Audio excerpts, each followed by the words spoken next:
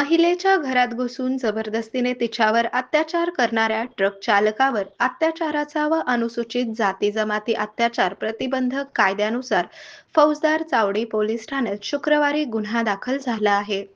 समाधान सुदाम माळी राहणार कुरुल मोहोळ याच्या विरोधात पीडित महिलेने फिर्याद दिली आहे. ही घटना 31 मार्च ते 1 एप्रिल या दरम्यान पीडितेच्या घरात घडली. पीडित महिलेची आरोपीशी सोशल मीडियावरून ओळख झाली तेव्हा आरोपी समाधान याने पीडितेला आपण बँकेत कामाला असल्याचे सांगितले. त्यानंतर दोघांचे वारंवार फोनवरून बोलणे सुरू झाले.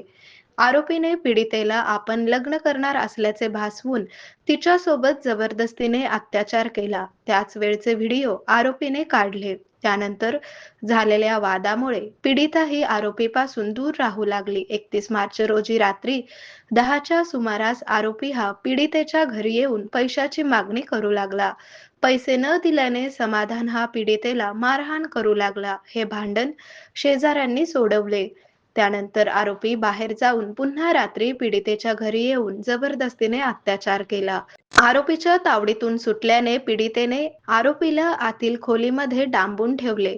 सकाळी दरवाजा उघडल्यानंतर त्याने तेथून पळ काढला, अशा आशयाची फिर्याद पीडितेने दिली आहे. या घटनेचा तपास सहाय्यक पोलीस आयुक्त प्रताप पोमन करत आहेत.